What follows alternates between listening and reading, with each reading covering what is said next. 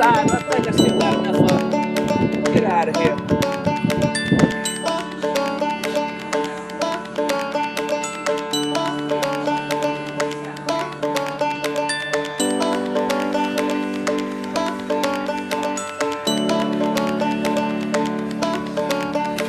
Yes, sir.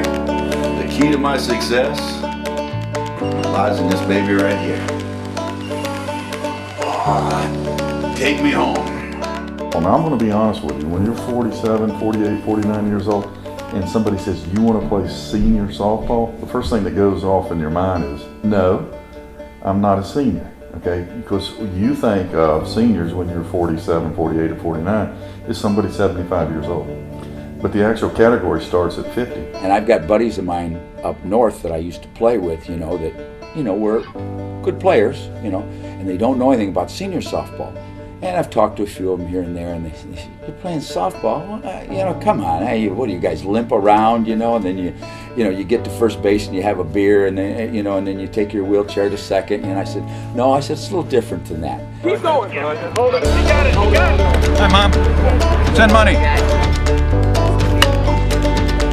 We went out west, nobody said we could go out west and beat the western teams because there's so many of them, and there's so many more people in California and the Arizona area, and there's so many more of our seniors, so many more retirees, and we went out there and kicked their butts. They've come back, they've merged teams together, they've added guys in, they've got some new people. It's going to be great in Vegas. It's going to be a shootout. I mean, it ain't going to be easy to win in Vegas this year. It's going to be tough. We know that. But that's okay. Hey, we got 3 new guys too. So get your horses, we'll get our horses, and we'll have a pull-off. We'll see who can do it. So we're not afraid. We're not intimidated about that. We want to go play the best. And why? Because we think we're the best. Patty Mack, that's my boy. He's a lot bigger than me and a lot better looking. He's a motivator. People love Patty Mack. He's just the country boy. Patty Mack, great hitter, 900 hitter at times. He's had a rough year this year because he's got a torn meniscus and he's gone through a lot of medical problems.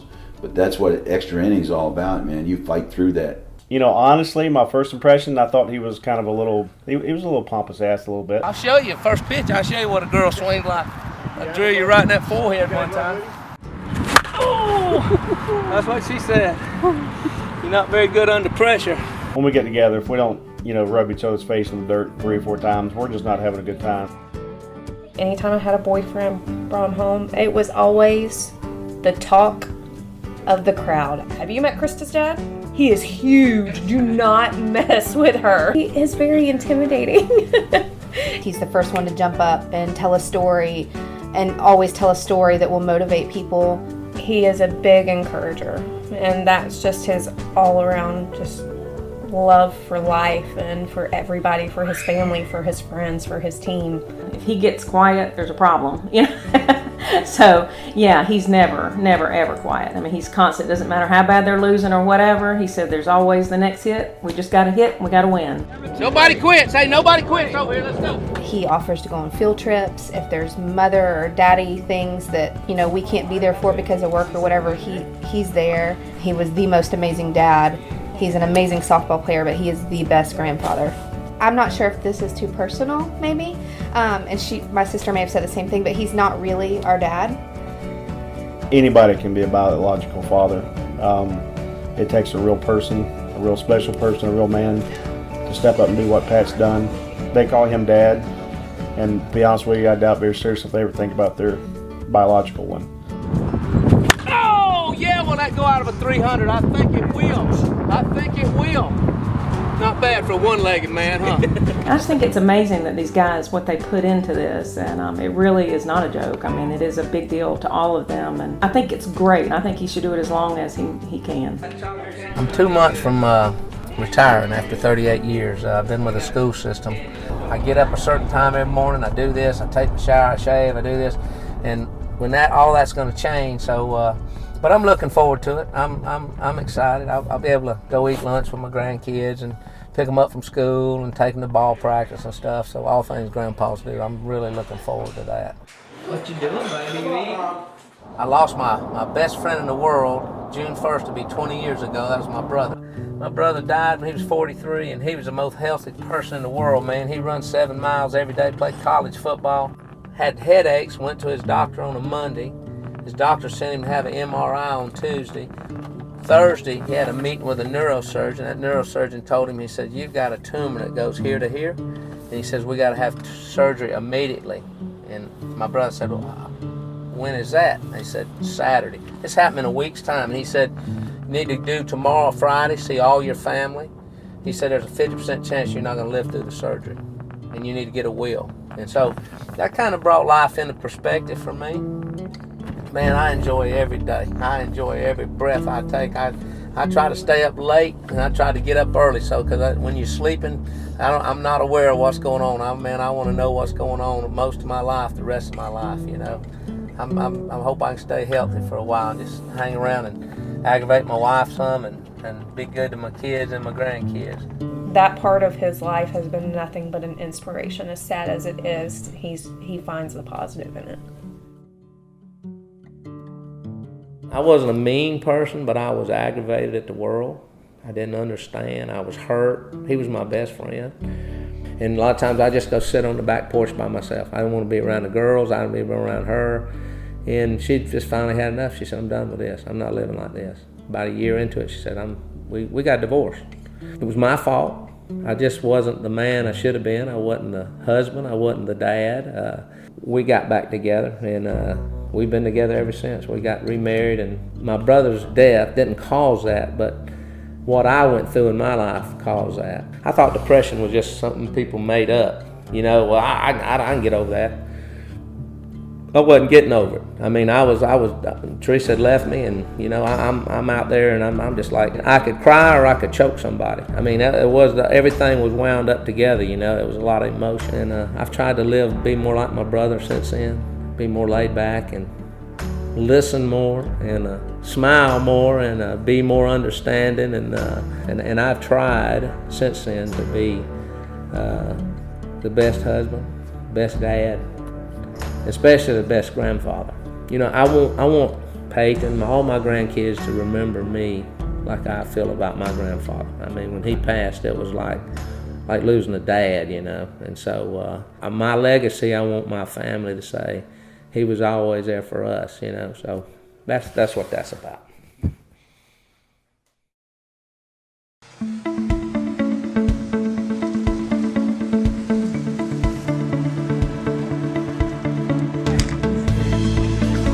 We're visiting, guys. They called it. No, I called it. It was a rig toss. Everybody up here. Let's go. 1, 2, 3. Toss! Boy, done. I don't want to time that pitch. Man, don't put that. What inning win? The real thing about senior softball, besides the competition, I'm going to be very, very honest with you, is the people. These guys are all the same age. They came up in the same environments, knew the same songs. They were influenced by the same things that occurred in the country. And so we have this commonality that when we get together, we know what each other went through. Back then, you know, times were different, and all my softball buddies, we'd tell these stories to each other. You got in a fight or something at school, you went up and the principal says, you want the licks or you want me to call your dad? And you just say, yeah. I said, my handprints was on the wall at the principal's office. I knew what, and nowadays you get arrested by a resource officer and you get cuffed and you get assault charge. You know, it's just things are so much different. And those guys all relate the way we grew up. Our mom and dad said get outside and stay outside, and you found things to do. You didn't have to entertain. You didn't sit in the house and watch TV, you know, and so all these guys relate to that. When Evel Knievel jumped the Snake River Canyon, you say that to a 20-year-old, they don't have a clue. But you say that to a 60-year-old and they're like, yeah, I remember that. You know, well, hey, I happened to be there that day. John Wayne, people don't know who John Wayne is. I mean, we see a lot of things like that. You know, I watched the program the other day, The Rifleman. Hey, I was 7 years old the first time I saw that. It made an impression on me. I wanted to shoot a rifle like The Rifleman, right?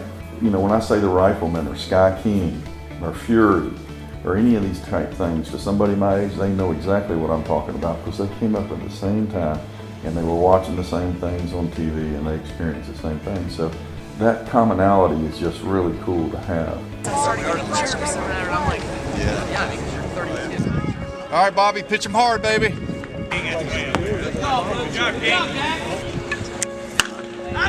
I know it did. I saw you turn it. Good luck, guys. All the way out to left center and wait for him to put one step and do it. Right here, the Holly sending right here. Let's go.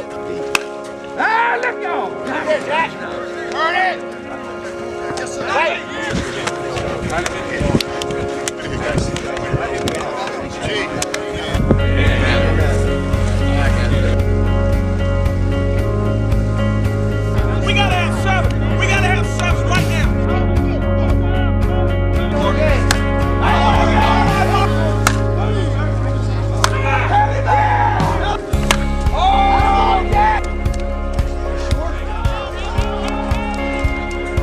Let's face it, it's like you take a time, the sand clock, and you flipped it over. And we can see where our life's going. I mean, if we're in our 60s. So if we're a calendar, we're in October, okay? That's good. Damn. We're in October, and so your priorities change.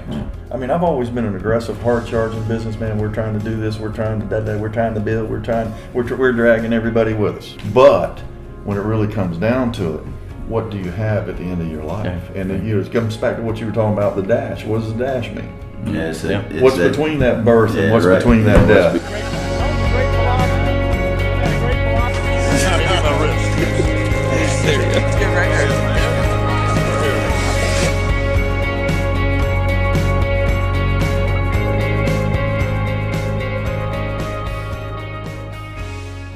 I guarantee that never ran a football because I was a great running back. Get that on a camera. That I bet you he never played a sport but tennis or quates his whole life. Now he's running around like he's super man. Chip has a big heart too. He just, doesn't like to show it. He's one of the tough guys. Chip's a great ball player. I mean, pound for pound, one of the best, if not the best hitter on our team. I love Chip, man. Chip's a great guy. He's a man of his word. And, Chip could have went with a lot of the teams, and he chose to go with us. My name is Charles Krieger, but I'm known as Chip Krieger. I'm 64 years old. I've been playing softball probably 40-some years. I started playing softball, I'm going to say 1972. In New Jersey, I still play with the younger kids. I still play with 20-year-old guys, 30-year-old guys. I'm fortunate that I can hit, so I can still play with these guys. And they are, in all, pretty respectful. But they'll come up to me and they'll go, what about, that senior team and this and that. How many guys can hit like you? And I just look at them like, because you're a f***ing idiot. There's a lot of guys who can hit like me. I mean, if I was all that, I'd have my own TV show, right? Like Ed Sullivan had his own TV show. He couldn't do anything. I could do more than Ed Sullivan. So the thing is that, I just look at him and I say, well, these are the best players in the country. Yeah, I like to think I'm one of those guys, but I'm not the only guy. There's a lot of great senior softball players. I've been in the car business since 1971, which me and my father started. My father mostly started. At that age, I was pretty much just somebody that got in the way and f***ed everything up. My dad was a big-time race car driver. He raced the Daytona 500. He raced Darlington. He raced all them big races, which they're now called Winston Cup drivers. So at that time, he was a legitimate Grand National driver. When I was 17, I started racing cars myself, modifieds. I raced against some big-time race drivers, Jeff Bodine, Ron Bouchard, guys that made it big. I raced for 4 or 5 years. My mother was always complaining to my dad, possibly I could get hurt seriously, so my father just told me, I can't take it anymore. He had heart problems, my dad. He had bypass surgery twice, and his heart just, eventually it gave out, I had open heart surgery in 2008. Actually, they call it, medical term is bypass coronary surgery, but to us and everybody else, you're getting slit. I had it done the next day. And Tuesday, I went home. I'm not saying, hey, everybody go out and get open heart surgery, but all I can tell you is they've come a long way, because I remember seeing my dad. He had his done in Temple, and he was all wired up, and phew, it's a real, real check on your brain when you see your dad, any of your family member laying there like that, with wires coming out everywhere, And if I didn't get that check, I probably could have just, popped. So I was very lucky, and I had no, knock on wood, I had no heart damage. So I was very fortunate. So that's the deal with that. Now that you had to bring that up, you're miserable. Roger Tabor. He's probably one of the most helping guys on the team. A lot of guys don't know this, but he'll call me up and say, Ed, I want you to do this and this for that guy, but don't tell him I'm doing it. Great teammate, a good player. Sometimes you don't get the ball he probably should, but that's all right, man. I mean, you know what I tell the guys when we lose a game? Okay, we lost, guys, but I'm glad I'm on this team with you. And I'm glad Rogers is on this team. Now let's go.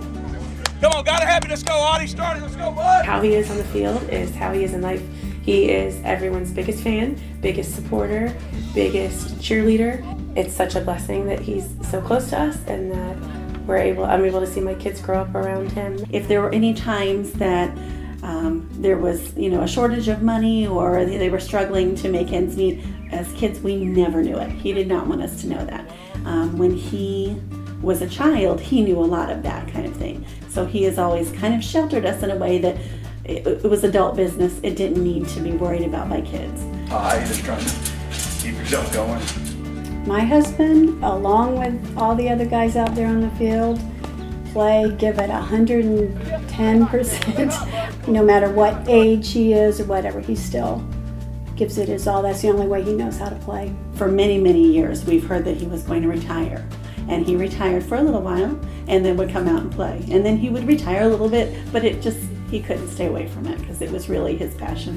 When people ask me, how are you enjoying retirement? I haven't even, that's not even, I don't even know what that is now. I can't believe how long the days are. And I'm sitting around the house and do whatever I do around the house. And then about noontime, I'm going home. And I'm waiting for my wife to get home from school because she teaches school, and it's like a little kid going, "Oh, my mommy's going to be home at 2:30," And I'm just about over that. So it's strange, I think it's going to be an adjustment to just kind of figure out, okay, I can step back and relax and enjoy this part of life and go fishing if I want to, and that's a good thing. He's not one to just sit around and not have something going on, something to do. So I'm kind of curious to see how it plays out. I do something every single day of my life that is directed toward playing softball. Something that I do, whether it's run 3 miles on the beach, whether it's come home and play that game, whether it's go to the gym, whether it's to go hit, I do something every day of my life that pertains to the game. Right now, let's go. Come on, gentlemen. Right now, guys. We do live longer now. When you get to be 75 or 80 years old, which is not a long time down the road from me, I don't want to be hobbling around. I just do not want to be that way. Now that I've reached my age, I look around and see guys every day that are my age that are barely getting up and down. Keep your mind active and your body active, because if you shut either one of them down, you're done. Go into your local towns and see the 30 and 40-year-olds out playing games. I'll tell you something, you would be shocked at how many times we would go take those guys to school.